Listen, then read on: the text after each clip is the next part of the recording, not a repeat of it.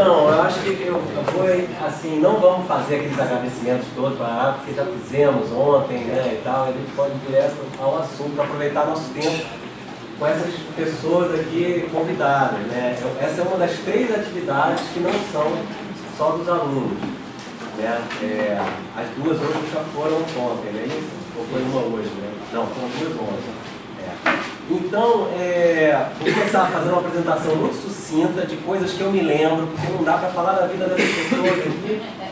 Vai ficar tipo meia hora, eu acho que não é o caso. Depois, quem puder, complemente se eu falar uma bobagem e tal, né?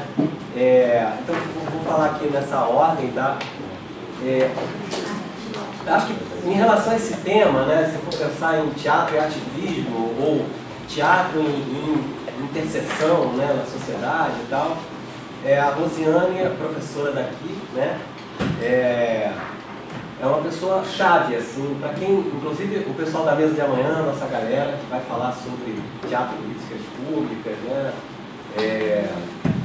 é uma pessoa fundamental, né, porque, assim, primeiro que acho que talvez a primeira dissertação de mestrado, né, aqui no Rio, sobre um modo de produção contemporâneo, né?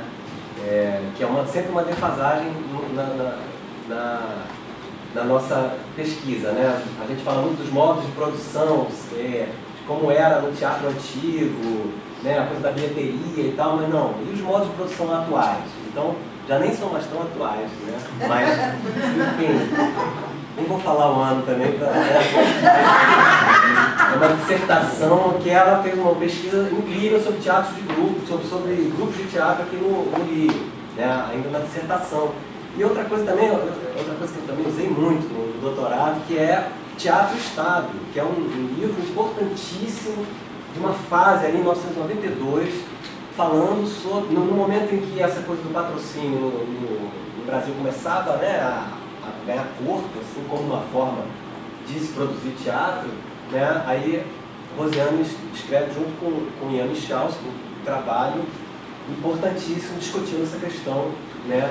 No caso falando sobre as companhias estatais que já tinham havido, mas discutindo naquele prólogo, né, a questão da função do Estado. O Estado deve produzir cultura, mulher e tal. Então, mediador, mas acelera. Então, uma pessoa importantíssima nisso, tá? Lígia Veiga é a única que não é assim ligada aqui à universidade, mas também é uma pessoa importantíssima no Rio de Janeiro, para justificar por que são pessoas tão importantes, né? Ela tem uma companhia há 35 anos, uma companhia, né, no Rio, sabe? E há não sei quantos anos está no Rio, mas também já teve em São Paulo e tal. Ela vai falar muito mais, que é a Companhia de Mistérios e Novidades. Né? Eu não vou adiantar muito, porque eu acho que a sua fala tem que ser, né, ideal é a gente saber mais como é que é esse trabalho, né? Faz uma militância em torno da arte pública, a ideia de arte pública também muito importante, está com a gente nos movimentos pela cultura, né? Tem uma sede, um negócio incrível, é um modo de produção que só tem em São Paulo ou na Europa, sei lá, e ela faz sem nada, não sei como, ela vai explicar. Tá, é um negócio incrível, que tem todo Vou acelerar. Vamos lá que a gente vai falar disso. A Adriana Schneider Alcuri também até sou suspeito para falar, minha colega de movimento, desde o Real de Artista, agora lá nos movimentos pela cultura também, todas essas lutas que estão rolando, dos desmontes que estão acontecendo atualmente no Rio, e também é uma pessoa que faz essa costura também entre a vida teatral fora, né, e a vida aqui dentro do universo acadêmico, a professora da UFRJ, coordenou até ontem a pós-graduação lá da UFRJ, né, de teatro, lá na direção teatral, mas está passando. Por isso que hoje ela está sorrindo. E também uma pessoa incrível, uma pensadora que pensa essas pontes, o teatro não fragmentado em compartimentos, né? A arte não separada da cultura, coisas que ela pode falar muito melhor que eu, como fala muito sempre, muito bem, né? E tem uma produção teatral nesse sentido, com o grupo Bonobando, né? E também, enfim, tem uma produção teatral em vários... Agora é mais um monobando, né? Tem o Pedras também. Tem o Pedras. Tem o Boi e contigo também, né? E fizemos um espetáculo do Boal, 2014, 2015 também, Crônicas de Nuestra América, excelente atriz. E me ajudou muito na direção. E é isso. A Marina Henriques também, professora daqui. Também se formou aqui, fez mestrado, doutorado, com uma pegada assim, ligada ao teatro, que eu não sei mais como chamar. De base. De base, de comunidade, na comunidade, em comunidade, pela comunidade. Né? Faz um trabalho de extensão pela universidade, que é muito importante também, né? Lá na Maré. Vocês podem falar, acho que deve falar, então não vou falar nada. Enfim, fez uma formação, fez o doutorado dela já nesse sentido também, a pesquisa toda. Também uma atriz incrível, já tivemos chance de ver. E é isso. Então, eu acho que... Então, a gente vai falar um pouquinho e depois, porque o mais legal hoje é a conversa, né? Depois para a gente poder dialogar, né? Acho que é mais isso hoje, não é uma coisa assim, é um pouquinho mais informal nesse sentido. Quem quiser falar muito pouco, pode falar. Quem quiser falar até 15, tá bom. Tá, a gente começa com a Lígia, é isso? Lígia vem! Não, eu falei que é porque a Lígia é a mais convidada de todas as convidadas. Porque eu e Marina somos da casa. Você prefere A falar Adriana nos visita com uma certa frequência. Também? Da casa. Da casa. Banca, né? A Lígia, cara, quando que a gente vai ouvir a Lígia de novo? Pode ser. Sou nova aqui no pedaço. Não, Lígia, então eu vou começar fazendo uma provocação. Tá, Assim. bom, vai. Como é que você pensa a relação do teu trabalho com o território ali da Gamboa, nesse momento? Qual a importância de ser na Gamboa e qual você acha que é a importância do teu trabalho para a Gamboa? Boa pergunta. Bom, queria dizer que é um prazer estar aqui, assim, nesses tempos loucos e difíceis e sombrios, a gente está podendo falar dessas coisas, né? Tem alguém que queira ouvir, também é uma coisa. E, sei, estava pensando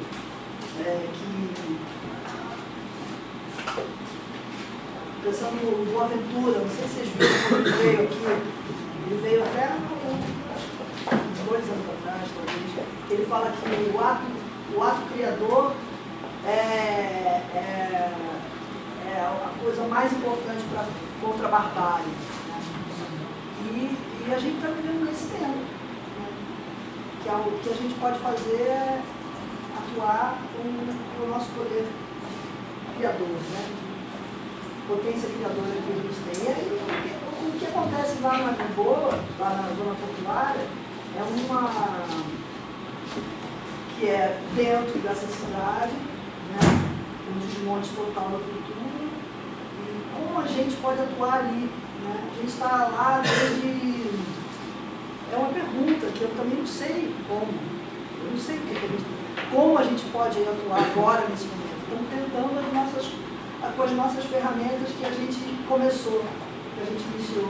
A companhia existe desde 81, ela nasceu em São Paulo, e estou fazendo assim, de 81 para cá, a gente está agora, em 2017, num lugar onde retorna o abandono, né? O abandono continua. Aquela região é uma região que foi muito abandonada, é a fundação da cidade do Rio de Janeiro, é a fundação do Brasil, que aquilo ali é a nossa, né, a história do Brasil, né, ali é o ouro, né,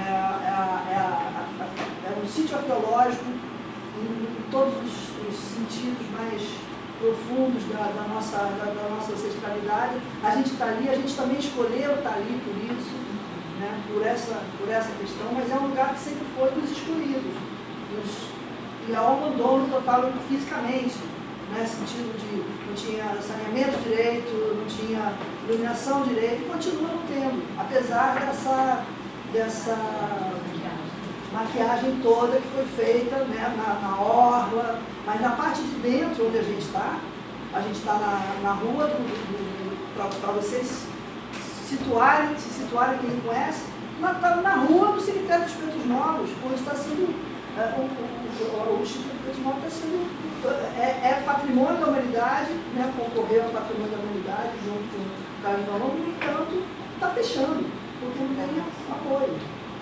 Então é muito doido toda essa gentrificação da região, toda esse projeto de Porto Maravilha que a gente tanto ouviu falar durante esses não sei quantos anos, 6 anos, 4 anos. A gente ficou durante 4 anos com obra na frente da nossa casa. Agora a gente tem um VLT que leva algumas pessoas de um lugar para outro, mas não é toda a população da região, né? Não serve para todos, né? A gente perdeu os ônibus que tinham aqui, né? É todo um pensamento assim, equivocado, né? Um pensamento para fora, não para dentro, não cuida do dentro, né? Se fala de revitalização, mas a reurbanização, que é o que foi feito, não foi total, não foi feita pensada para o bairro, pensada para as pessoas que vivem aqui. Então, e a gente é um pouco intermediário disso, no sentido de o que fazer para a nossa cidade, como atuar ali naquela região. A gente tem o Morro da Providência, o Morro da Conceição, o Morro do Pinto, tudo ali, né, dialogando com aquela região, e aquela região sendo cada vez mais massacrada, porque é isso que está acontecendo agora. Você só tem a maquiagemzinha, mas o que está acontecendo é que de novo o abandono. Não foi feita a obra até o fim e ao mesmo tempo as pessoas, os coletivos, os agentes culturais que ali estavam não foram apoiados durante esse tempo, muito pouco, né? E agora a gente vive um momento de novo de abandono, né? A gente está lá há 9 anos, mas tem coletivos ali, gente ali que está lá há 56 anos, por exemplo, o Filho de Gandhi está lá e, por exemplo, eles têm uma sede que é só tem a parede. Né? Até hoje eles não conseguiram subsídios para fazer o espaço deles. Então, assim, é uma situação muito estranha. E dentro disso, a gente chegou lá em 2007, a partir de uma situação também, a gente foi despejado do lugar que estava, a gente tinha a gente alugou um espaço lá em São Francisco, numa época que, em 2000, só contar um pouquinho de história para chegar onde a gente está agora, né? A gente nasceu em São Paulo, veio para o Rio de Janeiro e ficou buscando espaço para trabalhar, para desenvolver as nossas coisas. E aí acabamos encontrando um lugar ali no Largo de São Francisco. A gente começou a alugar esse lugar. Primeiro nós ocupamos ele, eu e a Lia Rodrigues, a companhia da Lia Rodrigues, fizemos algumas as nossas produções dentro da casa e, particularmente, a companhia fazia todas as coisas, todas as produções nossas lá na praça, que era a nossa sede pública. Passou um tempo, a gente teve que sair de lá, né? Porque não tinha mais condição de alugar o espaço. E a gente foi achar, porque era um sonho meu de quando eu voltei para o Rio de Janeiro, que eu queria ficar lá na Zona Portuária, eu achava que tinha todo sentido para o trabalho que a gente realizava e chegar até lá. Mas não conseguimos nada. Aí acabamos ficando esse período nesse espaço e fomos. Quando nos vimos sem espaço nenhum, sem possibilidade de ficar por ali no centro, a gente voltou a buscar um lugar na Zona Portuária. E aí foi aí que a gente achou essa casa, que agora a gente conseguiu comprar a casa, com trabalho, né? E agora estamos lá há 9 anos. Mas a coisa que... a nossa necessidade de fazer arte pública, de fazer rua, de estar se relacionando com a cidade diretamente, primeiro porque São Paulo, de uma certa maneira, a gente vivia num certo... Fazia teatro de rua, mas a gente tinha um cercado, né? A gente vivia dentro de um cercado, quase uma praça com um cercadinho em volta, que a gente também viveu isso aqui. Mas, lá era mais forte isso, e porque acabava que a gente fazia espetáculo muito para o SESC, que era a nossa Secretaria de Cultura, né? Bem de 81, então a companhia ela sobreviveu de venda de espetáculos para o SESC, como tantas outras, né? E aí eu tomei uma atitude meio radical de vir para o Rio de Janeiro, a cidade onde eu nasci, porque eu achava que potencialmente o Rio de Janeiro é uma cidade, e é mesmo, né? A gente sabe, potencialmente rua, onde as coisas acontecem na rua, coisa que não era em São Paulo. Então era uma forçação de barra em São Paulo, apesar de todas as... São Paulo, a gente tinha um movimento muito mais integrado no sentido de todos os segmentos, a gente trabalhava muito todo mundo junto, tinha um período muito fértil no sentido de juntar grupos e artistas e fazer coisas, e ocupação de teatros, tudo isso vem uma história para a gente muito rica, né? Muito importante ter nascido em São Paulo, a companhia, e ter atuado esse tempo todo lá. Mas a vinda para o Rio foi fundamental no sentido de fortalecer o que a gente queria realmente fazer, que era teatro de rua. A gente começou a fazer teatro de rua em 90, numa época que a Mir, por exemplo, já vinha fazendo de muito tempo. Eu perdi esse período, quando começou quando a Mir começou a fazer Tá na Rua aqui, a gente estava fazendo outra coisa em outro lugar. E esse período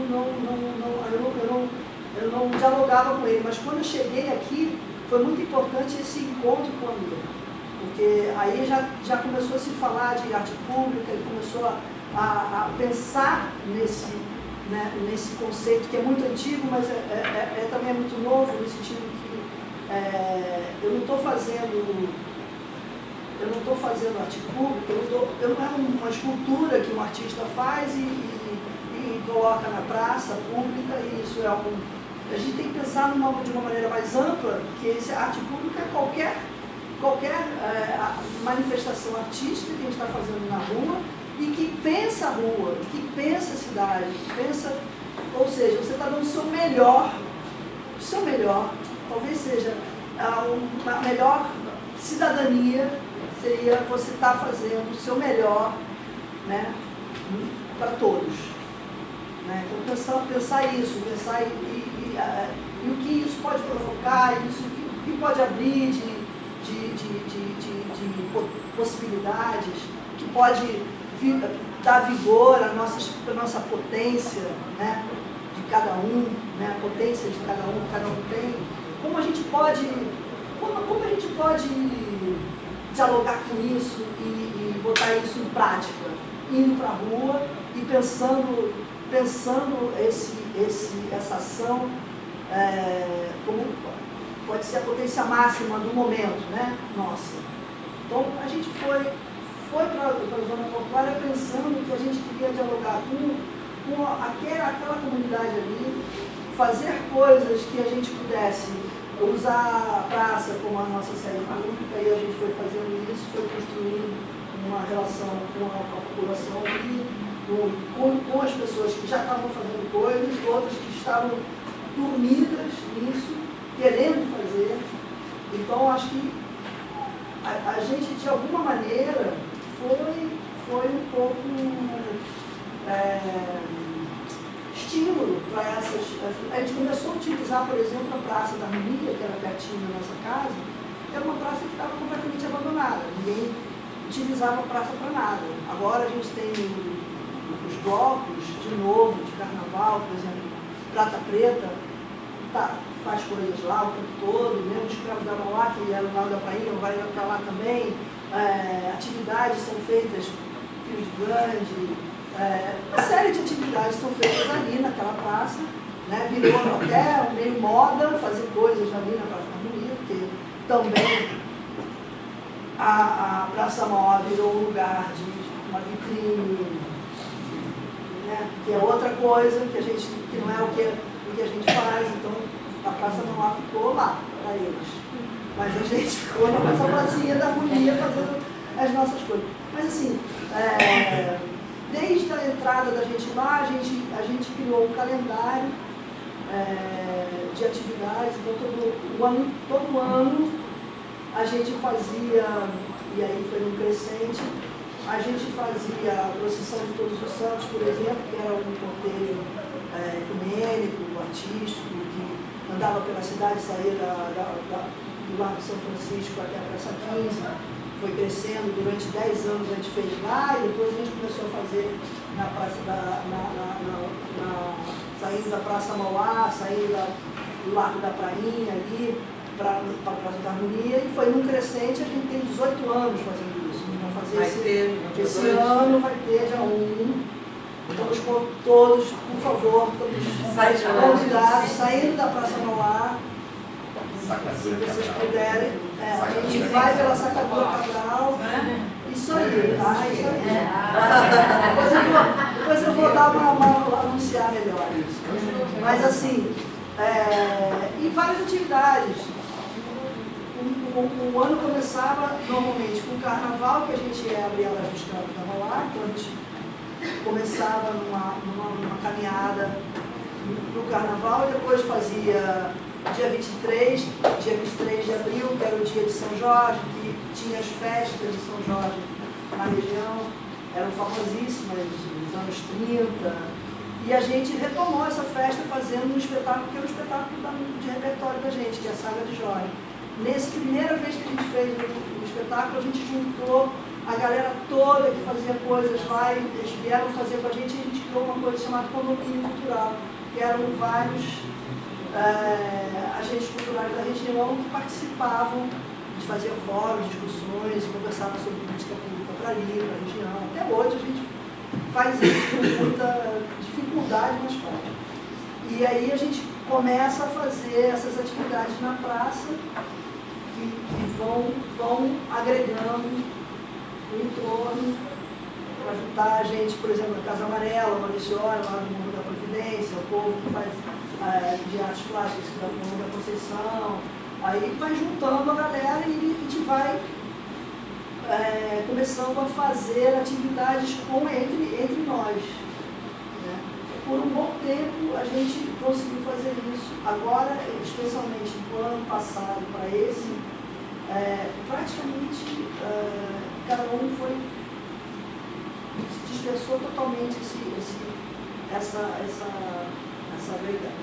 dentro do quadro de retrocesso. De retrocesso que aconteceu, e os apoios foram cada vez diminuindo mais. Isso a gente foi conseguindo alguns apoios, né? A SEDUC, que é a Companhia de Desenvolvimento Urbano do Porto, né? Começou a se sentir pressionada por essas pessoas que estavam, pelas pessoas do bairro. A gente começou a pressioná-los e eles começaram a pelo menos criar algumas possibilidades de apoio para essas atividades lá. Mas isso já foi cortado, ano passado já foi cortado tudo, e as pessoas estão num momento muito difícil assim, de tentar manter o trabalho que cada um, nós também. Mas nós temos uma casa que a gente pelo menos tem uma residência e pode fomentar as nossas atividades. Isso aí é uma coisa que ajuda bastante. Tem muito malabarismo para poder fazer, mas os outros não, a gente que não tem. Então isso deu uma dispersada e está num momento meio assim. Mas é isso. Tá. Daqui a pouco a gente volta também, né? Vamos seguir nessa onda da cidade aí. Eu acho que porque aí muitas coisas aí depois tem que voltar para respondeu muito mais do que eu perguntei. Ótimo. Porque Tem um cabaré. Tem um cabaré que não falou, a gente vai voltar. E aí acho que a Adriana, né, podia falar agora, aí eu vou te deixar muito mais à vontade, porque a Adriana, ela tem muitos assuntos, né? Acho que você pode escolher o que você acha que tem mais a ver aqui nessa mesa, do teu ativismo dentro do teatro, fora do teatro, sei lá, o que você quiser, assim, dentro dessa questão da cidade que você tem pensado tanto, né? Tá bom. Bom, eu queria agradecer o convite do Gustavo. Ideia do da Costa, tá? Nessa mesa, a ideia do da Costa. É incrível estar com a Marina, com a Rose, com a Lídia. A Lídia tem que estar mais com a gente aqui, né? Então eu vou tentar pescar umas coisas. Ontem eu estava em Fortaleza, eu cheguei hoje de Fortaleza, mas ontem eu estava num seminário lá chamado Periferias Insurgentes. Primeiro seminário de periferias insurgentes de Fortaleza. Então daí eu acho que a gente já pode até colher, acho que tem mesmo, né, um movimento que tem evocado, por exemplo, essa palavra insurgência. Né? Eu não sei, eu tenho tentado pensar na ideia de corpos insurgentes. A gente tem, né, pessoas em Fortaleza pensando nessa ideia de periferia insurgente. Eu estive também num seminário no Sul, onde essa palavra insurgência, urgência estava presente. Então, acho que isso é uma coisa para a gente pensar. E aí, eu vou tentar, então, repetir algumas coisas que a gente conversou ontem, que eu acho que estão super frescas e que eu acho que podem ajudar a gente a pensar. Ontem, em Fortaleza, a plateia estava repleta de grupos, ações de sarau, agentes de fórum de cultura, né, das periferias de Fortaleza. Estava lotado o auditório lá do Porto Iracema das Artes e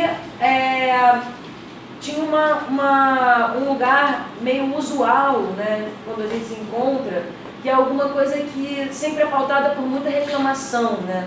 Tem uma reclamação, e a gente que participa muito de reuniões, né, que estamos muito engajados, né, de estar sempre conversando e tal, pensando, ainda mais nesses tempos que a gente está vivendo, a sensação que muitas vezes dá é que a gente está falando para a gente mesmo, né?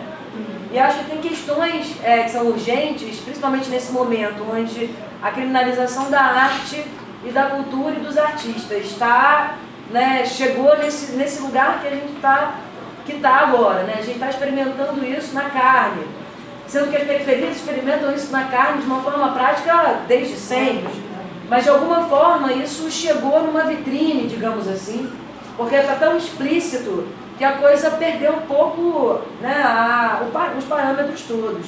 E tudo isso dentro de uma estratégia marqueteira que faz parte, aí já é a minha leitura, desse pacotão do golpe. Né? E é esse pacotão do golpe, aí muito amarrado, né, em vários sentimentos, mas eu vou pensar 3 deles aqui: medo, calúnia e moralismo. Esse componente, essa tríade, esse componente bastante complexo, né, que a gente já viu acontecer em outros momentos da história mundial, né, em regimes com feições fascistas, né, e outras práticas políticas complexas, problemáticas. A gente vê essa tríade, ela pauta o impeachment da presidenta Dilma, né, ela foi muito norteado por essa tríade, né, a calúnia, o medo de para onde o país está caminhando e o moralismo, né, ali, a corrupção como a bandeira moralista, e agora de novo essa tríade para criminalizar o campo das artes e da cultura. E aí curioso, porque o campo das artes e da cultura, eles são cocô, né? Assim, se a gente pensar, é o orçamento mais ínfimo, né, de todas as esferas, no município, no estado, no federal. Nós que somos da área das artes aqui na universidade, a gente também percebe isso, né? Quando os financiamentos são completamente desiguais, quando muitas vezes dentro da nossa própria universidade o reconhecimento do que a gente faz é bastante problemática, né? Em princípio a gente nem pesquisar, a gente pesquisa para certos campos do conhecimento. Então, por que esse campo das artes ele incomoda tanto, né? E por que ele rapidamente também se transforma em factoides, que alimentam projetos políticos bastante complicados.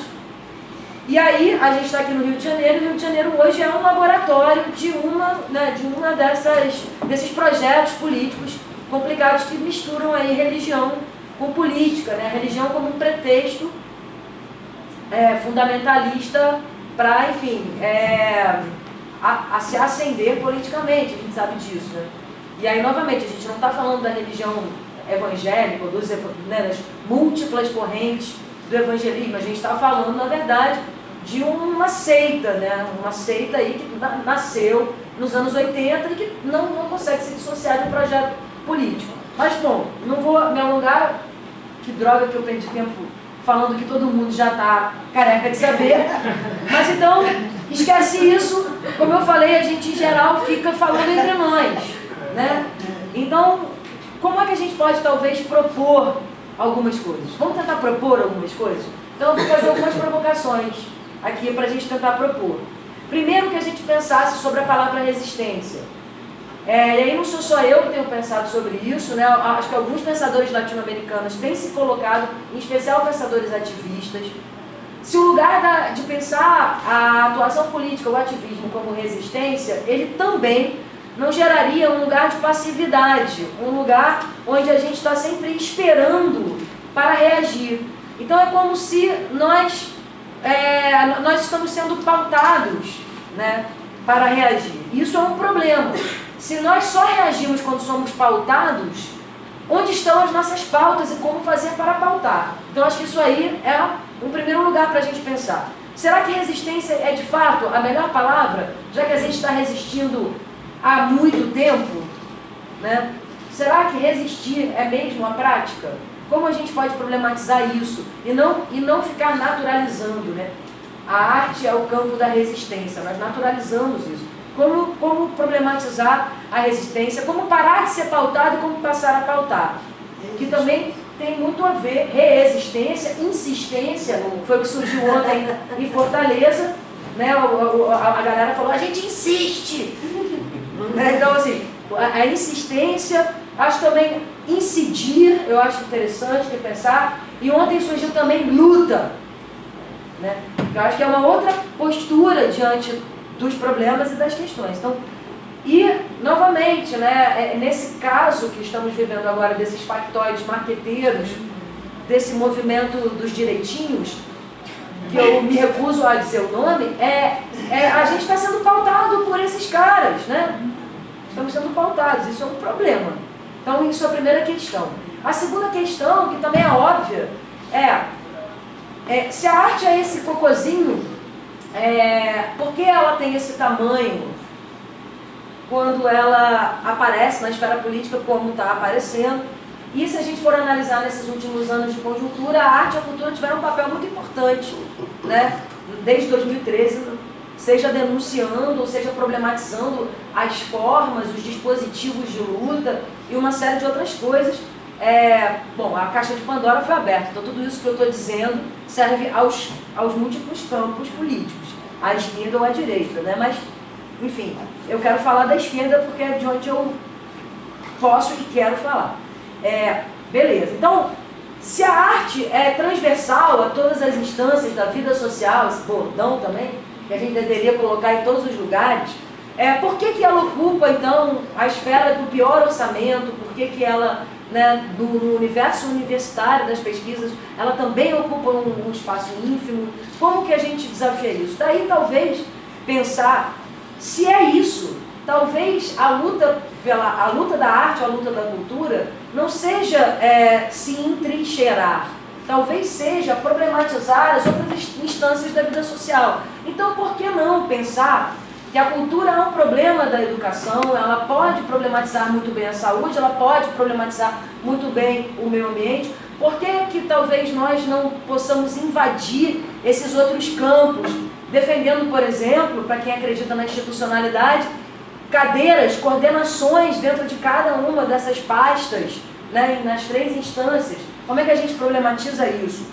Também, se o nosso problema é um problema de orçamento, né, se nós não temos dinheiro, como a gente problematiza o dinheiro?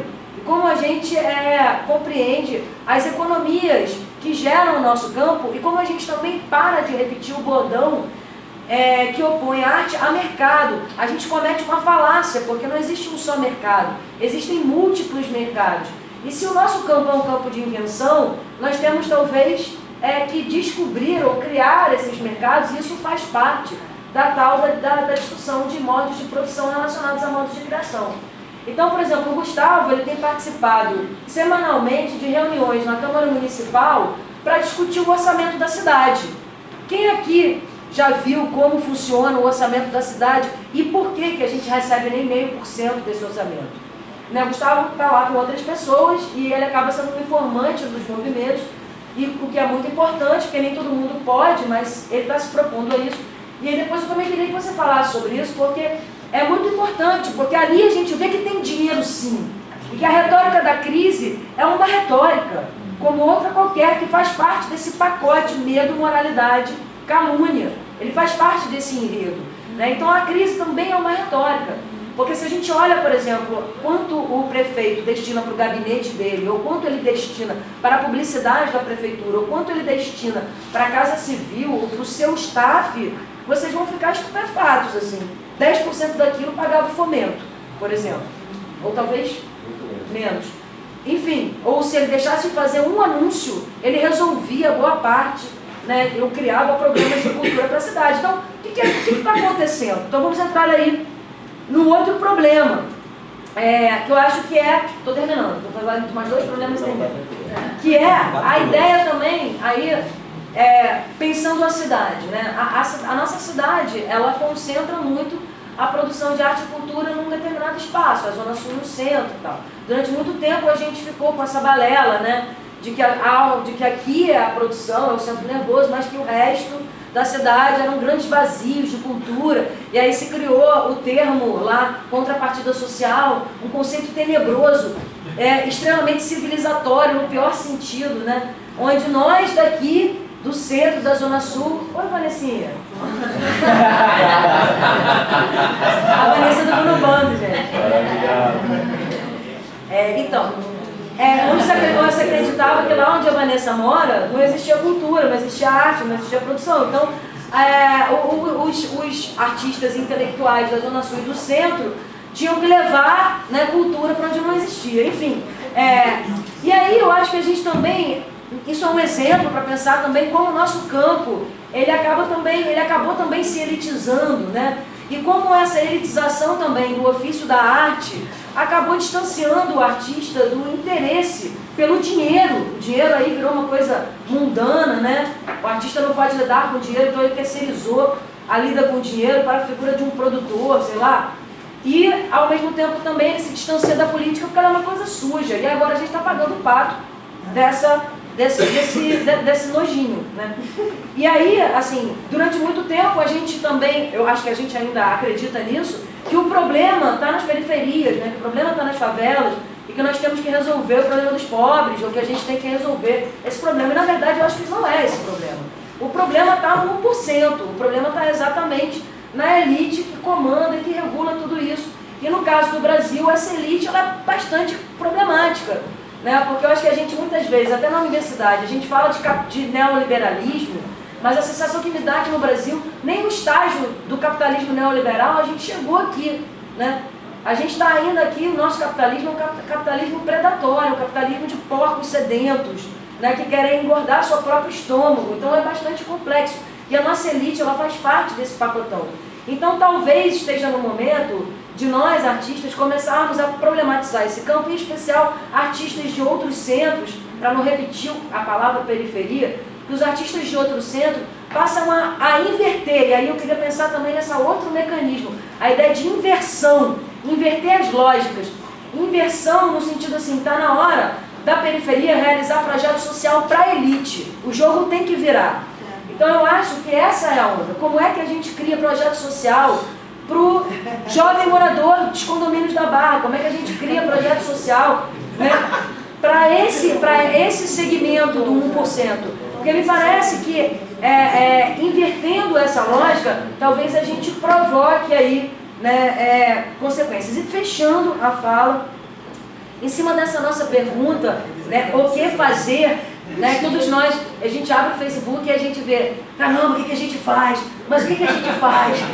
O que a gente faz? Né? A gente está desesperado, o que a gente faz? Né? Eu também não sei, mas assim, mas talvez a gente tenha chegado num bom momento. Talvez a gente tenha chegado num momento em que realmente estamos no meio do caos, assim, né? Estamos no meio do caos, assim. E aí eu vou repetir uma fala, você vai reconhecer, mas eu não vou citar para... Aí, assim, a gente está no meio do caos. Se a gente estivesse no marasmo, a gente nem estaria aqui junto, ou teria 2 pessoas nessa sala, né? A gente não estaria pensando o que a gente está pensando, a gente não estaria perdendo nossas noites do sono, muitas pessoas em depressão, o bicho está pegando mesmo, né? As pessoas ficando doentes e tal. Mas, enfim, a gente está no caos. E talvez nos momentos de caos, a gente precise saltar no abismo. Talvez a gente precise fazer coisas mirabolantes, coisas meio loucas mesmo. Saltar, inverter. E nós do campo da arte, a gente sabe fazer isso, né? Essa é a nossa matéria de trabalho, né? A gente problematiza a forma, a gente problematiza, os nossos dispositivos são potentes, a gente escreve sobre processos coletivos de criação, a gente sabe lidar com os perrengues dissensuais, né? Na criação, na produção, a gente sabe, a gente conhece isso, né? A gente não idealiza isso, a gente vive isso. A gente conhece, e não é à toa que a arte e a política, elas são sim dissociadas, e tem um monte de pensador, né, que contribui para a gente entender melhor essas relações. E eu acho que mais do que nunca, essa indissociação traz para a gente uma responsabilidade muito interessante, não uma responsabilidade pesada, mas eu acho que uma responsabilidade de saltar sobre esse abismo. Então, nesse sentido, talvez esteja na hora da gente radicalizar. Por que não pensar em hackear mesmo as instituições? Porque se o nosso problema, né, é exatamente aqueles que nos representam, se há um problema ali, como que nós possamos estreitar, como que nós poderemos estreitar, né, essa relação direta com a instituição? Parar de temer as instituições. Né? Nós que estamos aqui na universidade, a gente sabe que a universidade, ela é a gente, cara. A gente faz o que a gente quiser aqui, né? Acho que esse papo de, os acadêmicos são acadêmicos, gente, pelo amor de Deus, não é mais isso. A gente faz o que a gente quiser, então talvez esteja na hora de fazer uma proposição. Vamos fazer logo antes que acabe. Vou fazer uma proposição. Vamos fazer logo. Eu acho que a proposição que eu gostaria de fazer é, vamos propor mandatos coletivos. Adorei. Eu acho que está na hora da gente propor mandatos coletivos. Eu fiz essa mesma fala lá em Fortaleza ontem. Eu acho que está na hora da gente pensar em mandatos coletivos. A gente tem precedentes na relação entre arte e política. A gente tem um mandato lá de BH, que é o mais recente, que é a Gabinetona. Eu acho que é uma galera ligada ao PSOL, que é uma galera que entrou com uma candidatura coletiva. Tem uma pessoa representando, mas na verdade é um bando. E de fato, eles mexeram muito com o legislativo de nível, não sei se agora... municipal em BH. A gente tem um exemplo também do Augusto Boal, né, também como vereador. Né? Se vocês não sabem, é bem importante a gente saber, durante o mandato do Boal, por exemplo, se fez teatro legislativo. Né? Se criou lei se utilizando o teatro. O Grupo Marias do Brasil, que é formado por empregadas domésticas, um grupo que já existe há 25 anos, sei lá, é um grupo... Né? Essas mulheres, elas com o teatro, elas conseguiram aprovar a lei, né, que regula o trabalho das empregadas domésticas, né, na cidade do Rio. Então, assim, há precedentes. E quando eu falo da gente hackear e talvez propor mandatos coletivos, não é para a gente eleger uma pessoa, não é isso. É que a gente possa problematizar o próprio processo. A gente não fala de processo, como é que a gente problematiza o processo, a candidatura, né? Performatizando a candidatura, criando performances, problematizando os mecanismos, mexendo com a parada e ocupando esse espaço. Porque assim, se a gente não ocupar todos os espaços, eles serão ocupados. Então nós precisamos ocupar. E me parece que, terminando a fala, a arte, se a gente for inverter, ela tem muito a alegar à política, né? A gente pode sim emprestar os nossos mecanismos que tem muito a ver com a política. Se a gente for pensar no teatro no Ocidente, né, lá na Grécia, ou as coisas estavam ali juntas, como é que a gente pode então, de onde a gente está, problematizar, radicalizar a ideia de coletividade e fazer desse processo até 2018 um processo radical de tensionar as instituições através da performance e através de outras formas de organização. É isso.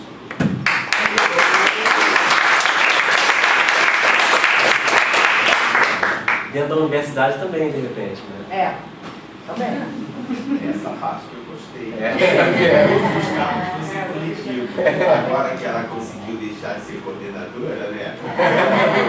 Todos os cargos. Não, e tem muito a ver com isso, da Costa, porque assim, a gente só sobrevive no cargo de coordenador porque a gente tem pessoas com a gente, senão é uma loucura, né? Se a gente não cria a colaboração dentro do programa, nem preencher o Qualis, nem preencher, desculpe, a Sucupira, a gente consegue. Então, eu acho que a gente está subestimando muito as nossas potências. E o que a gente faz, está na hora da gente de novo inverter isso. Da Costa, você ainda vai ser um pouquinho para perto, da Costa. Tá bom, né? Eu estou querendo ter perspectiva.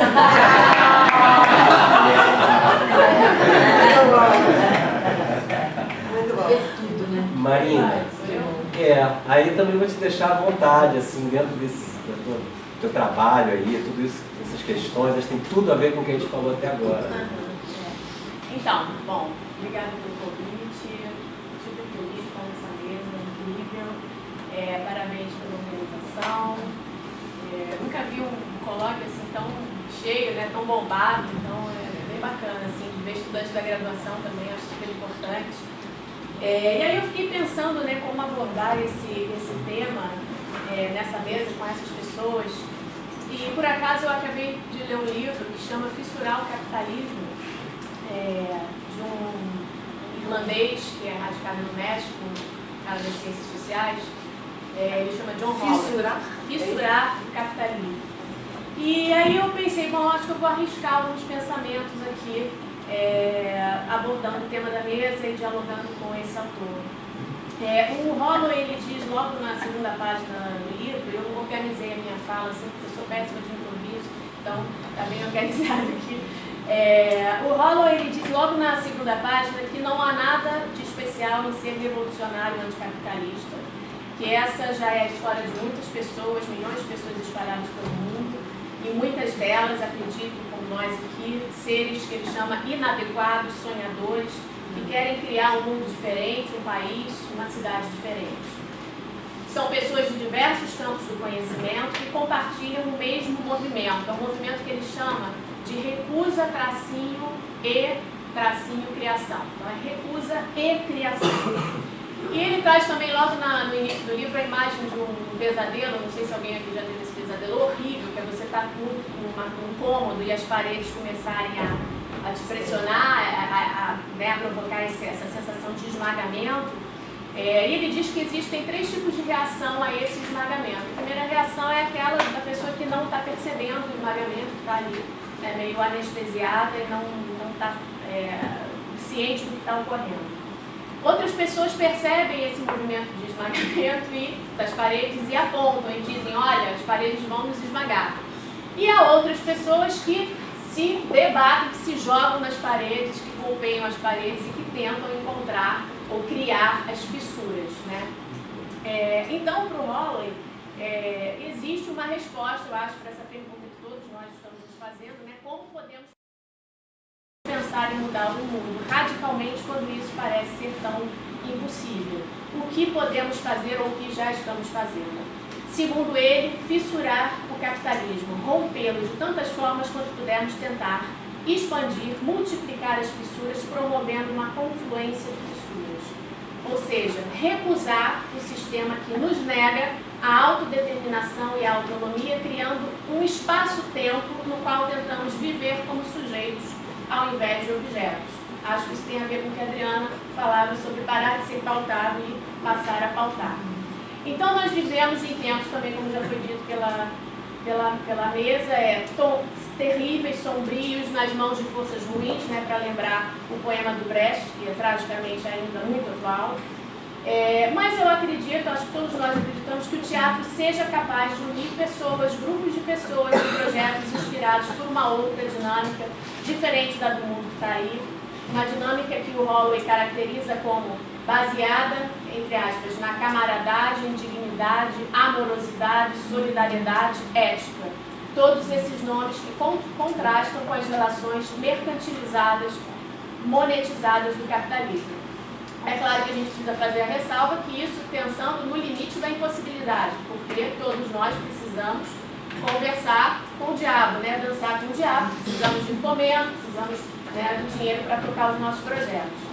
Mas, felizmente, pensando no lugar onde vivemos, para sermos assim, mais modestos, não pensar em termos globais, mas em termos locais, na nossa cidade, eu creio que nós encontramos vários exemplos de grupos nesse campo de ação, artes cênicas, teatro, que vem tentando, num estado de luta constante, criar fissuras, ainda que existindo no contexto de uma cidade cuja lógica é extremamente perversa. Perversa por todos os motivos que já conhecemos, não vou, né, repetir, pela convivência com as desigualdades sociais, a precarização da educação, da saúde e tudo mais.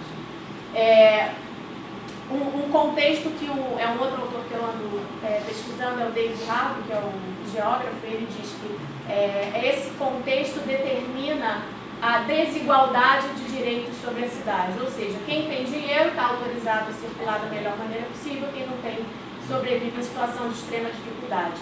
E o Harvey, ele argumenta que a ideia da cidade que nós queremos não pode estar dissociada da ideia da pessoa que nós queremos ser, ou seja, que tipo de relações sociais nós procuramos, que relações com a natureza nós queremos estabelecer. O direito à cidade, diz ele, é o direito de mudar e reinventar a cidade a partir de suas aspirações e desejos, o que depende do exercício coletivo. Ou seja, segundo ele, a partir do exercício coletivo é possível agir sobre a cidade e interferir, sermos mais sujeitos e menos objetos nesse contexto, ou seja, recusar tracinho e criar.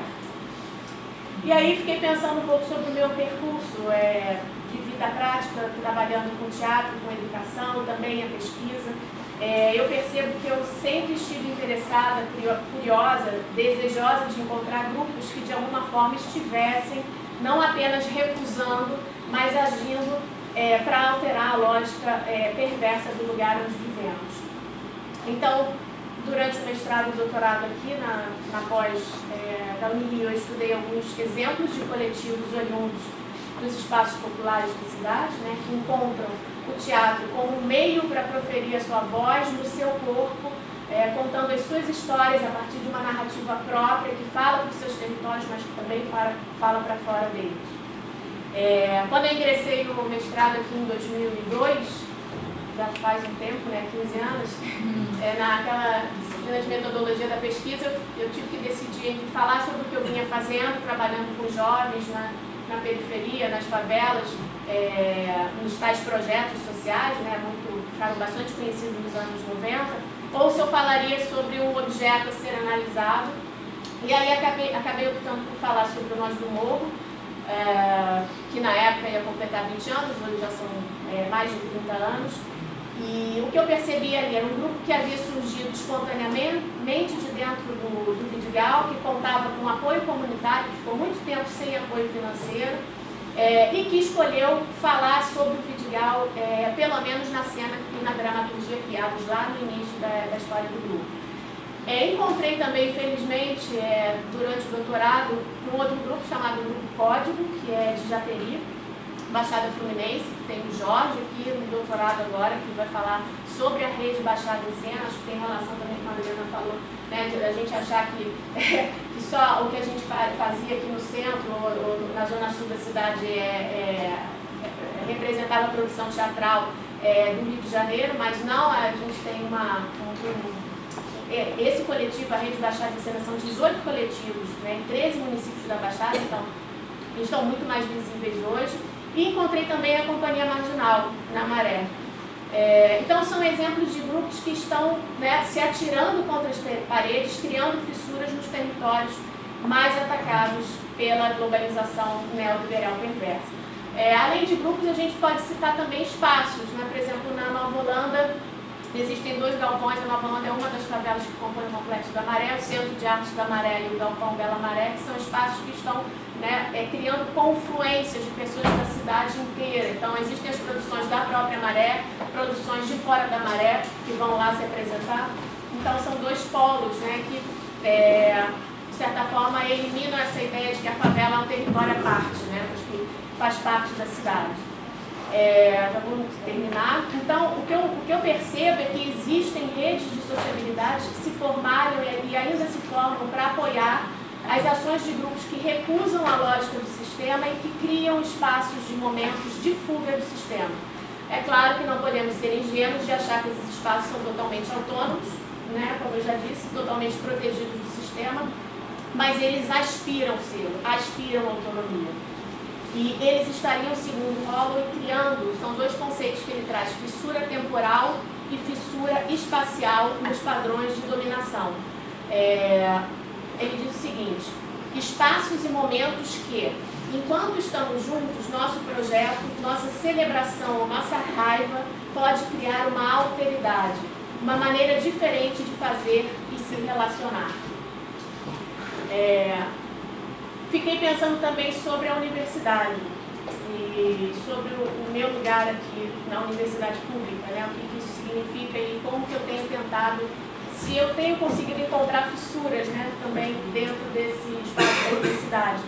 E eu penso que, pelo menos na minha trajetória, o campo da extensão tem sido bastante importante, né, além da pesquisa e do ensino. Acho que é uma tríade, a gente está trabalhando nos 3 campos, mas a extensão ganhou uma importância na minha trajetória.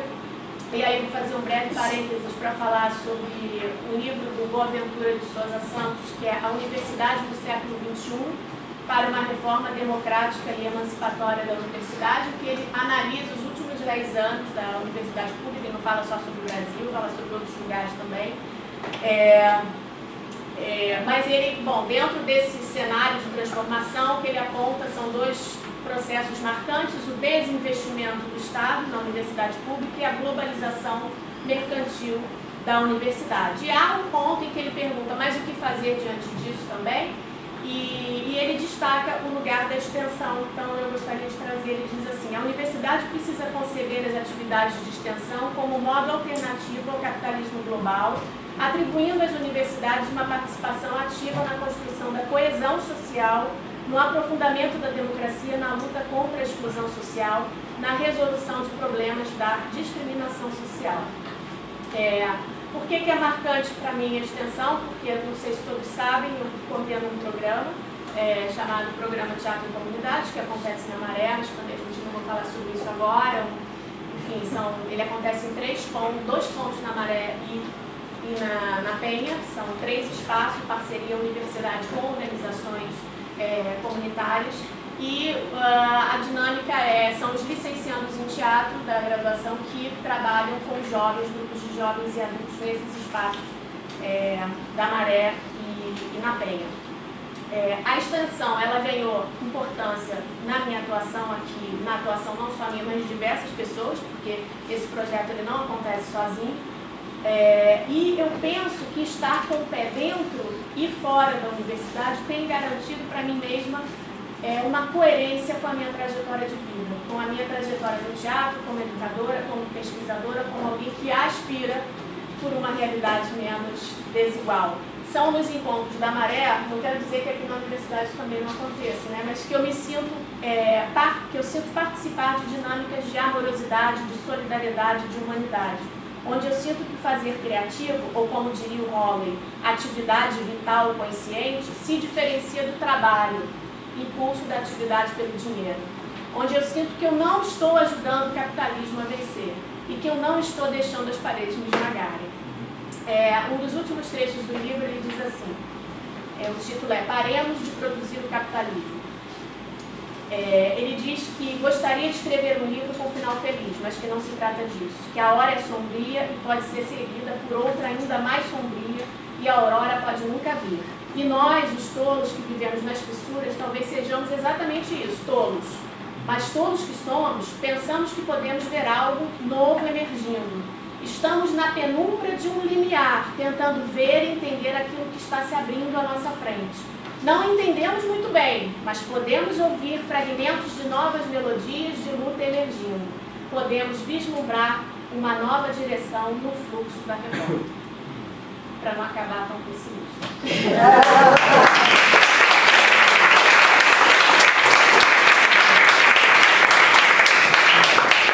Obrigado. Aí eu queria sugerir para a Rosiane, assim, também a mesma coisa, de deixar muito livre.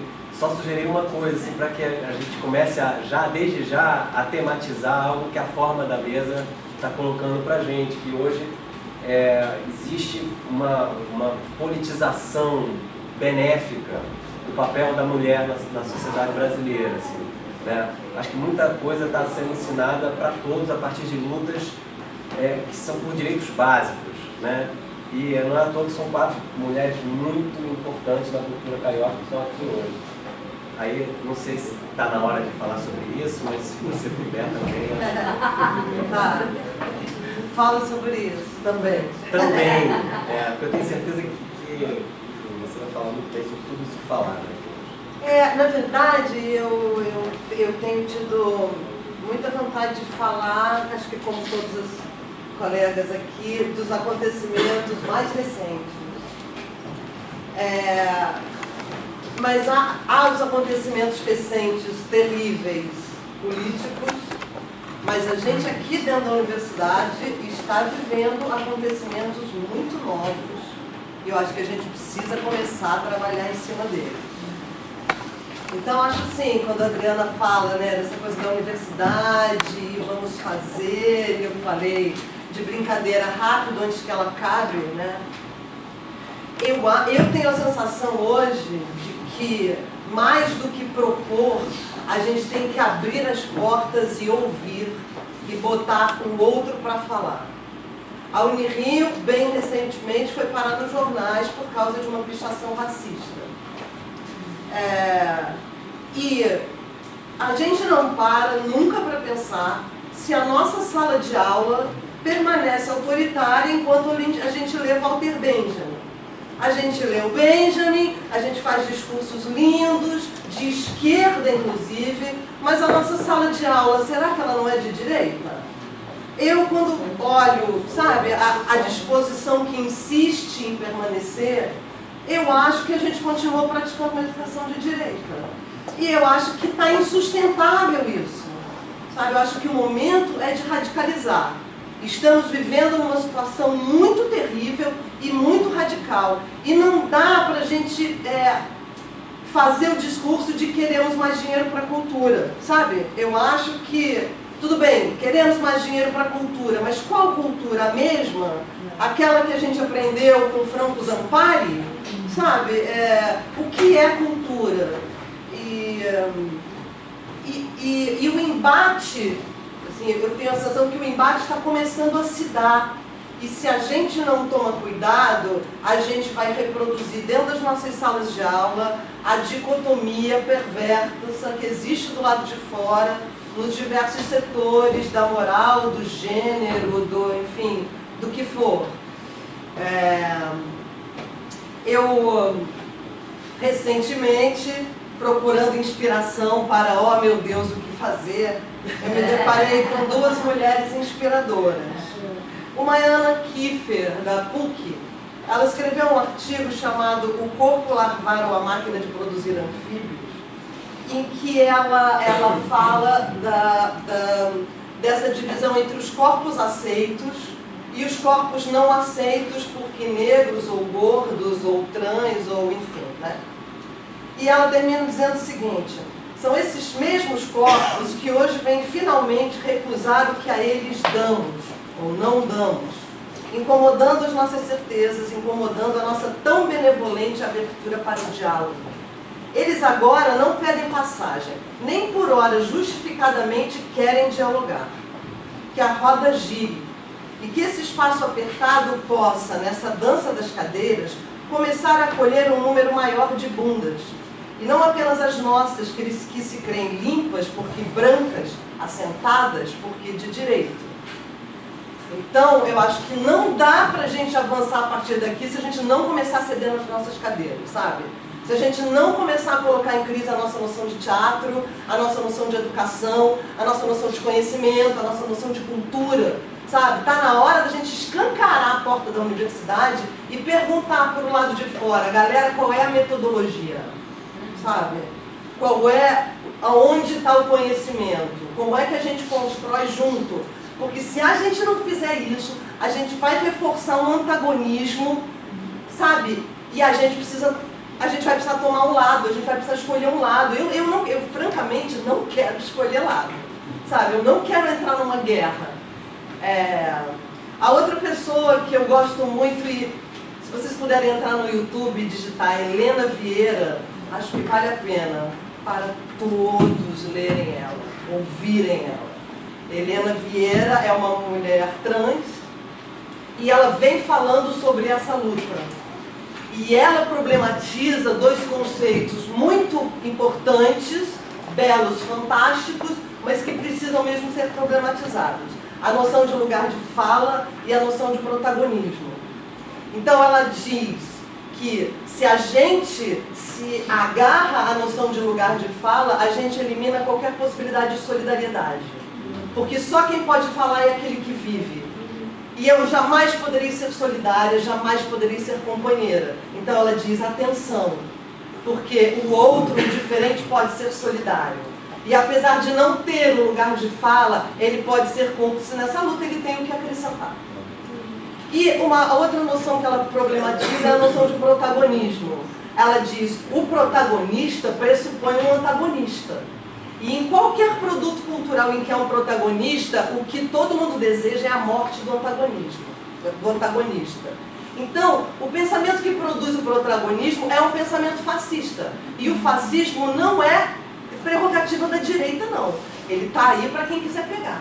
O fascismo é simplesmente a lei do menor esforço, a preguiça mental. E é perverso. Você coloca em uma pessoa uma questão que é global, que é complexa, e você diz, ela é o problema, e você não vê a conjuntura, você não vê o contexto. Então ela diz, melhor do que pensar em protagonista, é pensar no sujeito da ação, né? Aquele que pode não recusar o conhecimento do outro, mas sendo esse outro um diferente, como por exemplo a academia, né? Se utilizar, entrar ali, se utilizar daquele conhecimento e reverter aquele conhecimento e não dizer, não, isso não serve, isso é lixo, eu sou outra coisa, né? Mas acho que também para isso acontecer a gente tem um papel importante, a gente professor, a gente mestrandos, doutorandos, sabe, que estamos afinal aqui dentro dessa academia, que foi concebida com esse pensamento hierárquico, enfim, eurocêntrico, branco, tudo isso que a gente sabe, mas a gente repete isso nos textos, a gente repete isso no nosso discurso, a gente não consegue ver como é que a gente muda na prática, sabe? O que faz para mudar isso, além de simplesmente falar. Então, também não tenho, sabe, nenhuma sugestão assim para dar, vamos fazer isso, mas eu acho que está na hora da gente colocar tudo em questão, realmente tudo, profundamente, sabe? Até as coisas que nos são mais caras, até aquele lugarzinho que a gente fala, não, mas sem isso aqui não dá, não, tenta abrir mão, desapega, sabe? Dá sim, sabe? Acho que o mais importante é o diálogo, o mais importante é interagir com o diferente, com o outro. O mais importante é a gente, de fato, promover uma transformação dentro da nossa casa, que é a universidade.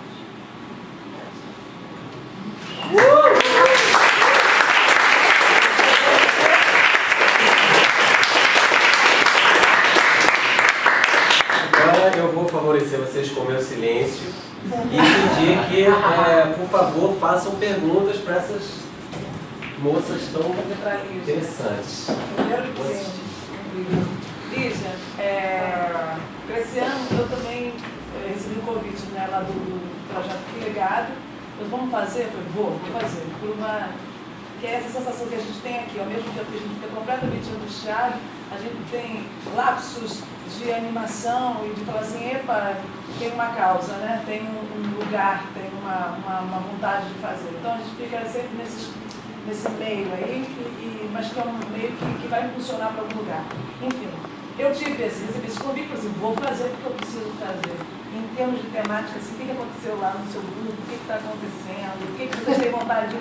Essa fala está vindo do trabalho, como é que acontece isso? Como é que mudou, não mudou? O que acontece? A gente está num momento bastante delicado, porque muito fragilizado, as pessoas estão com dificuldade até de se encontrar, a gente está com essa dificuldade. Né? A gente está se segurando num fruto agora, que foi um espetáculo que a gente construiu ano passado, e estamos tentando fazer ele, né? Mas estamos refletindo sobre esse momento agora, o que fazer, como fazer, né? E como dar continuidade, porque é um momento, diante de tudo isso que está sendo falado aqui, a gente até aprende como atuar diante disso, eu não sei, a gente não sabe como seguir. A gente sabe que a gente tem um instrumento de trabalho para o nosso crescimento, para dar continuidade, que é fazer na rua o que a gente acredita que é importante. Mas estamos com muitas questões, muitas dúvidas,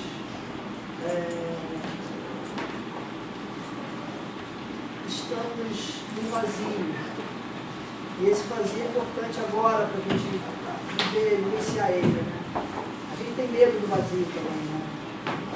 A gente tem medo do vazio, né? A gente tem medo do vazio, então é difícil também viver esse vazio. Mas acho bom esse pensar de vamos saltar no abismo, vamos saltar e a gente vai descobrir, eu não sei. Eu confesso que eu não tenho muito para acrescentar disso. Todo momento assim. Penso que quanto mais a gente puder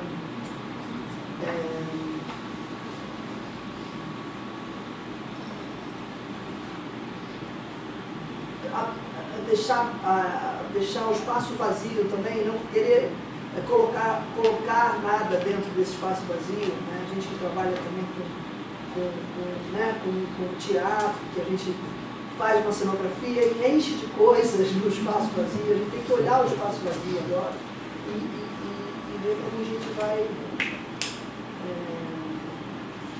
criar brechas.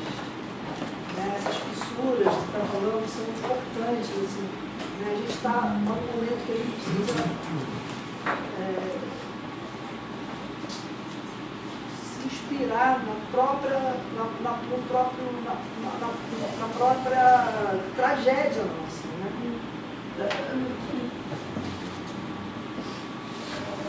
Encontrar essa possibilidade, eu não sei.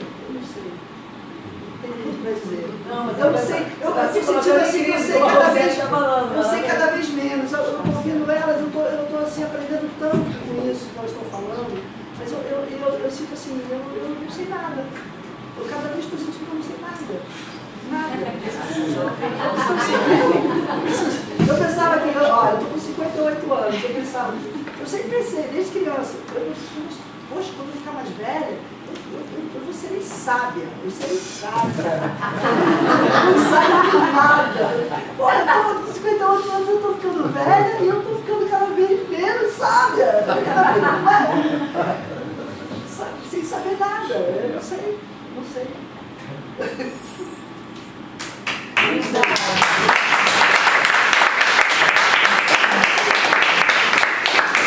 se você é aplaudido.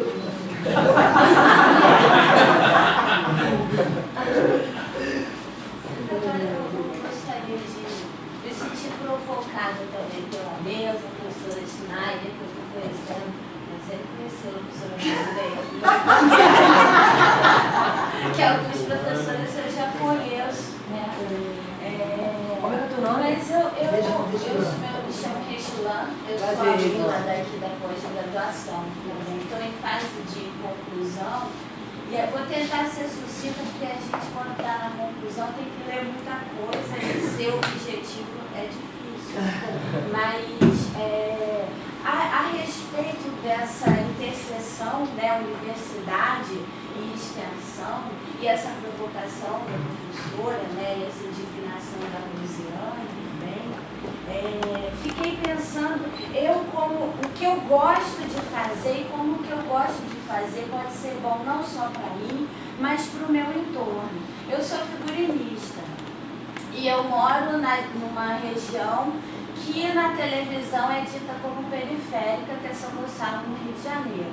Mas através da minha paixão pelo meu ofício, que eu fui descobrindo aqui na universidade, e no Senai C-Ticket também, eu vim da licenciatura, eu comecei a olhar para o lugar onde eu nasci e a gostar.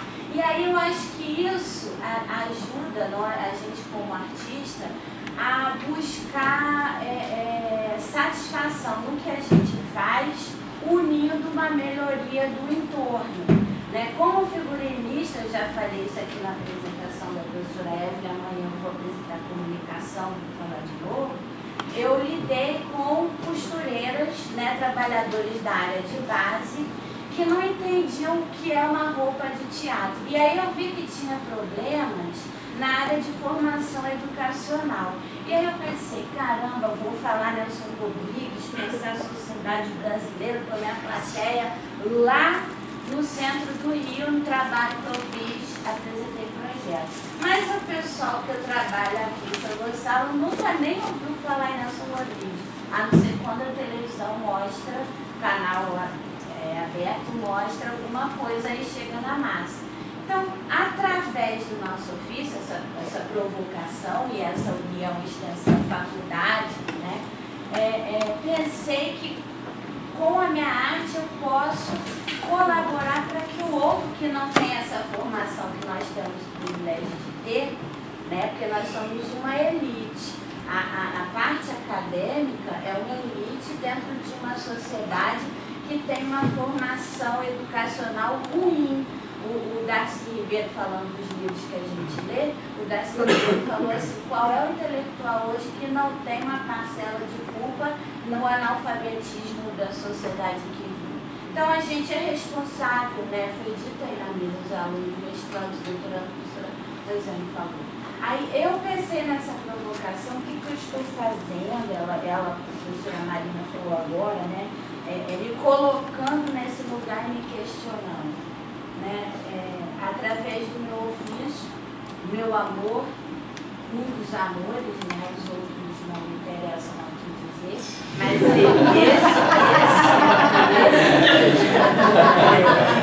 esse meu amor me faz trabalhar em prol do outro, me dá prazer fazer os estandartes e me dá, perdão gente, isso é fase de conclusão.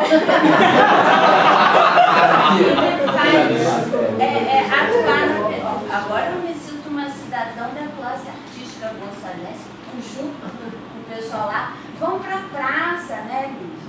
Vamos lá para nossa Praça Zé Garoto, fazer, discutir e trazer mais gente para perto da gente, né? E ver os artistas também que estão querendo chegar e onde a gente não está indo essa classe, vai ser classe, porque não foi ruim, mas um grupo que cada vez cresça mais, né? Através desse olhar para dentro, gostar de olhar para dentro, gostar do seu grupo. Nossa, você faz esse bordado, que bonito, eu faço com o Chico. Ao invés de ser um trabalhador da fábrica, que lá em São Gonçalo tem tem muitas confecções, trabalhando, né, de manhã, de 5 às 11, as costureiras estão lá esquecendo que elas sabem fazer fuxico, crochê para decorar sua casa, para a casa da vizinha, para nós. Não para trabalhar por 10 centavos, para botar a camisa na lida, que ela não tem R$80 para depois comprar aquela camisa. Ela tem que fazer para ela. E aí o interesse é esse, né? Eu gosto de fazer.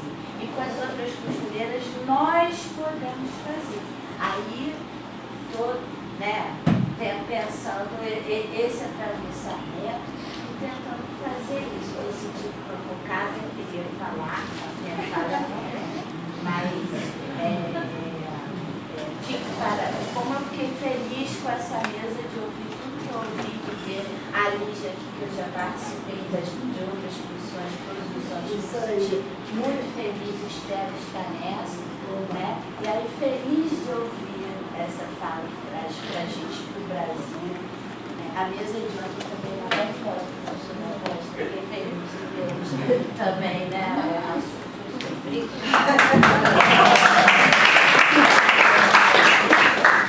Pergunta nenhuma, não, né? Observação. Dá. Eu estava pensando aqui, o nome da mesa, Valerie, como é que é mesmo? Ativismo em cena, arte e vida em comum. Arte e vida em comum. Eu queria pegar essa, até andei tricotando, fazendo um fuxico e um tricô com Marina Henrique sobre essa questão da vida em comum esses dias, né? A questão da comunidade e tal.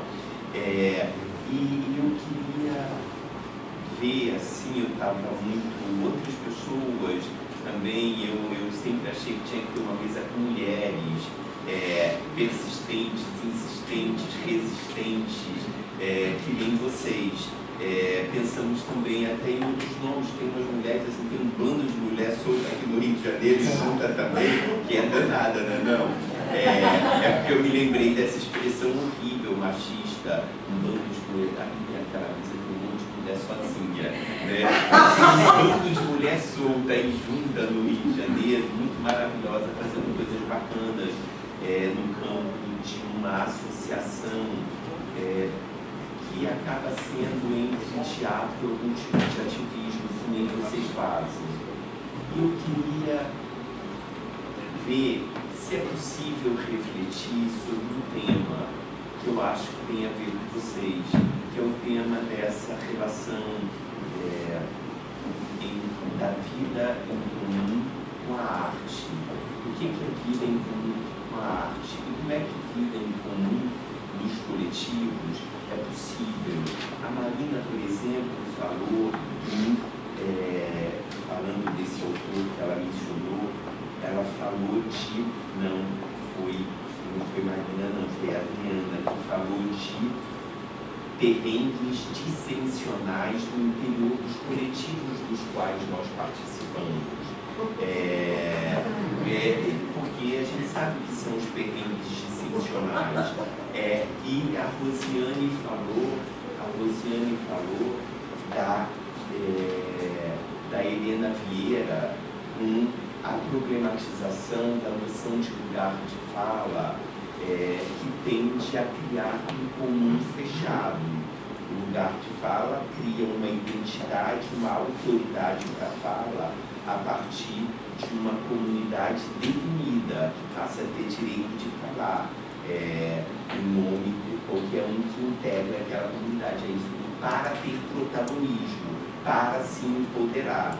Então, Helena Vieira, que é uma mulher trans, gorda, maravilhosa, ela coloca essas coisas em questão.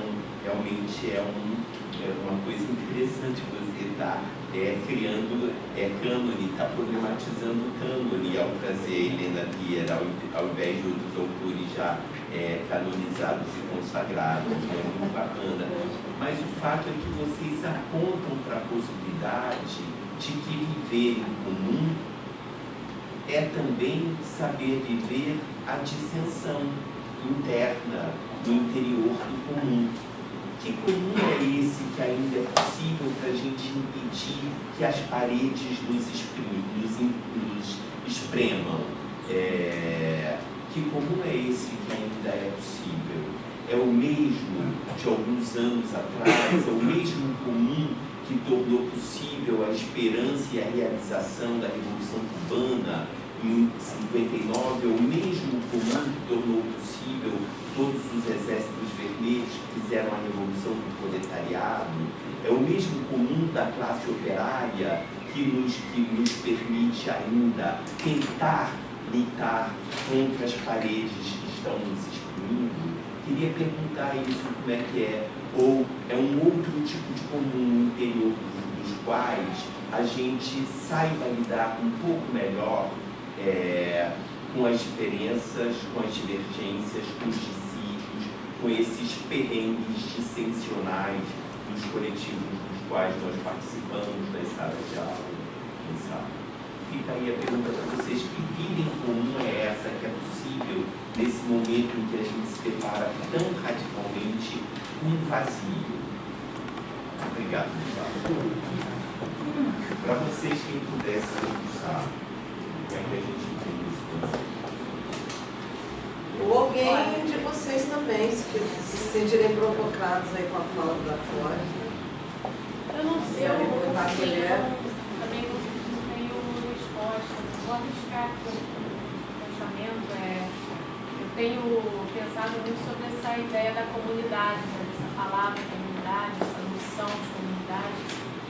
E eu encontrei no Zygmunt Bauman um argumento assim, tem me amparado no sentido de dizer que falar sobre a impossibilidade da comunidade hoje, né? Então, quando a gente pensa em comunidade, a gente não pode pensar em termos ideais, daquele lugar onde somos todos amigos, que nos abraçamos, que há muita colaboração, né? Porque o mundo está dizendo ao contrário para a gente, né? O contexto que a gente vive desses tempos sombrios é um contexto que fragmentou, que separa as pessoas, que não nos une. Então, acho que não dá mais para pensar sobre a comunidade como esse lugar que todo mundo pensa junto, que todo mundo age junto. Eu acho que é um lugar que também há dissenso, que também há discordância, que há diversidade e tudo mais. O que eu tenho pensado mais recentemente é que o teatro tem o potencial para criar, não comunidade, mas para criar um estado de comunidade, que é um estado que a gente sente falta hoje em dia. Não sei, acho que eu tenho pensado mais sobre essa sensação de estar junto do que exatamente sobre a ideia de uma comunidade todo mundo unido, sem... Quer dizer, esse estado de comunidade, ele incluiria a ideia, por exemplo, que a Rose colocou, de que todos podemos ser sujeitos da ação, né? Que todos podemos ser sujeitos de um projeto. Que aspira à autonomia, mas não quer dizer que vai ter sempre autonomia. Né? Não sei, Também estava pensando essa coisa também quando você falou de teatro, né? Eu fico pensando também que como a gente trabalha a nossa ancestralidade, né? O teatro é isso, né? Trabalha a nossa ancestralidade. Então a gente está a todo momento com a lembrança do coletivo, que é, e que não é o que é comum, é o que é diverso, que é a nossa diversidade, né? E essa experiência de estarmos juntos na diversidade. Então, assim, eu acho que a vida insiste, e a arte insiste, sabe? E isso nos faz, eu acho que isso que nos leva a seguir lutando e buscando uma linguagem perdida, uma linguagem que a gente busca para nos juntarmos, para estarmos juntos fazendo essa experiência, que é essa experiência, vou falar mais do teatro, porque eu acho que é o teatro que no nosso caso, né, é o teatro que nos une. Né? Quando a gente vai, com todas as dificuldades que a gente vive, de repente, vou falar um pouquinho da minha experiência do meu grupo, né? Mas a gente sabe que isso é uma coisa que é comum a muitos. Né? Assim, a gente tem tanta dificuldade, às vezes, de trabalhar com continuidade, né? Fazer as nossas pesquisas e poder desenvolver uma ideia e ficar podendo ir até o máximo, no máximo, para poder chegar no fruto ali do trabalho, mas o trabalho que nos junta. É o trabalho que nos né, essa possibilidade essa possibilidade de encontrar o portal, de encontrar as janelas, as novas visões, as novas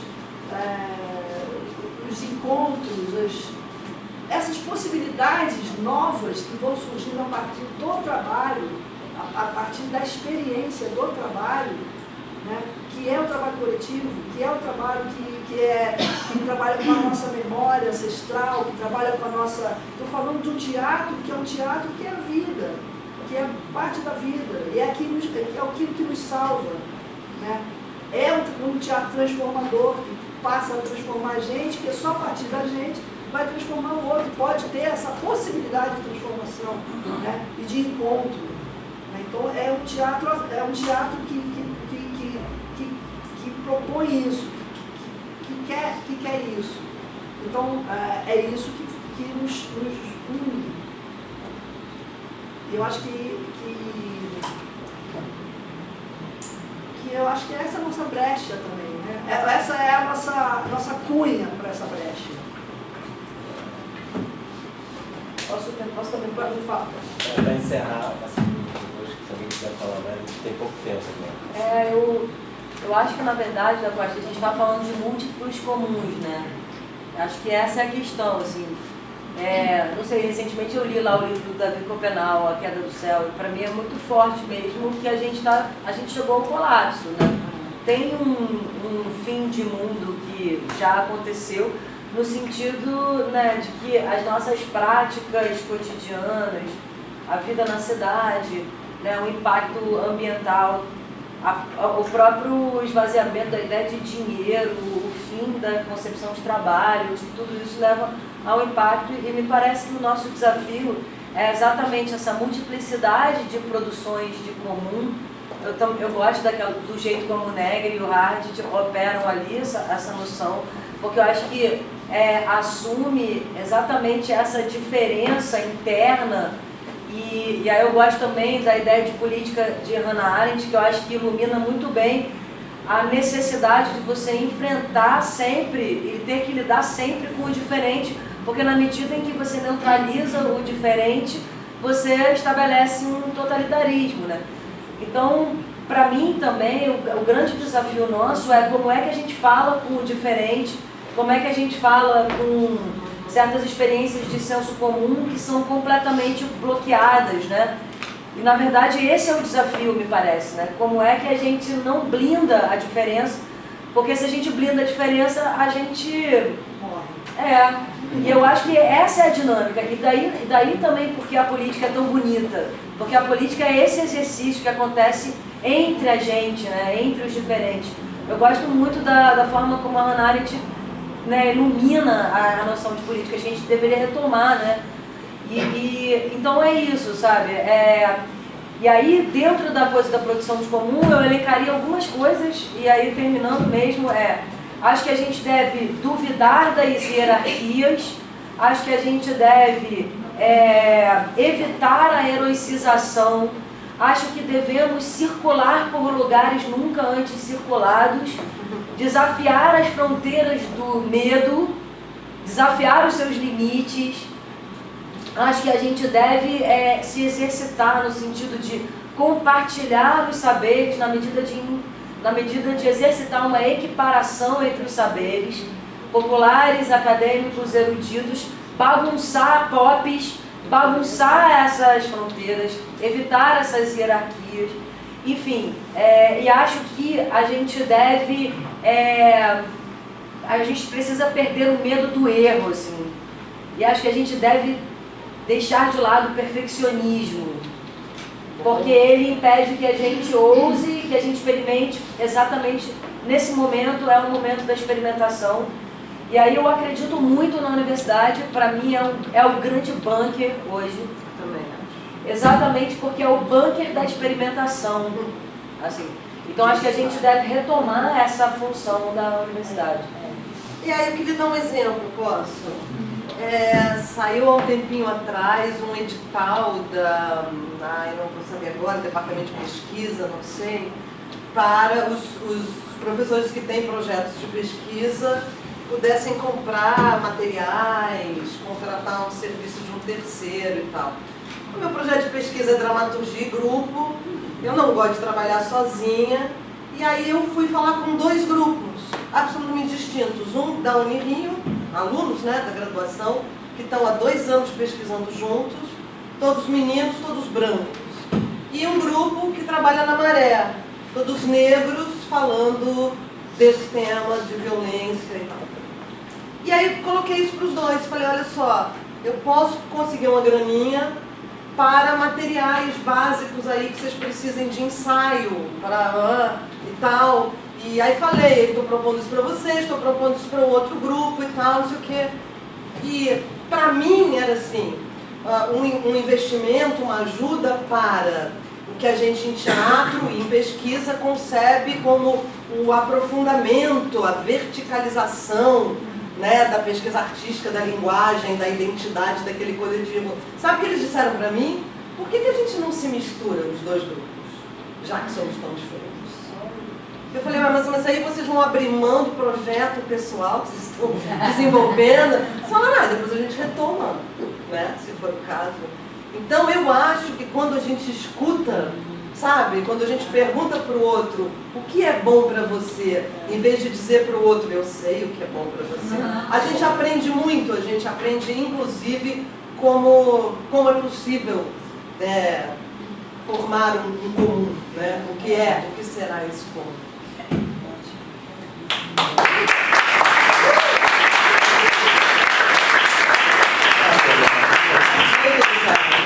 Eu acho que também acho que Só uma coisa, eu acho que isso a gente está falando de uma universidade sem paredes. A gente está criando pontes. E é isso que eu acho que é o papel da universidade. Eu não fui à universidade, mas eu me sinto contemplada quando a universidade tem essa fala. É isso.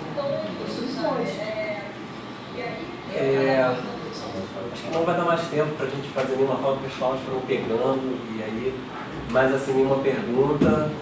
Mas queria agradecer muito a presença de todos, o professor da Costa, que está aí também, nos ajudando sempre, né? E dizer que o colóquio continuem vindo, chamem os outros, tem mesas, né? As mesas são boas, mesmo só conosco, só com os alunos, também são boas. E divulguem. É isso? Tem mais alguma coisa? Hoje é aniversário da Chiquinha Gonçalves, né? A Isso. gente fez questão de falar então, isso. E aí eu vou ter uma proposta, queria saber de vocês, o que vocês acham da gente cantar uma música da Chiquinha em homenagem, e que é uma revolucionária, né? Ela vai ser, qual vai ser? Então, eu acho que abre alas, né? Mesmo que seja uma, mas eu acho que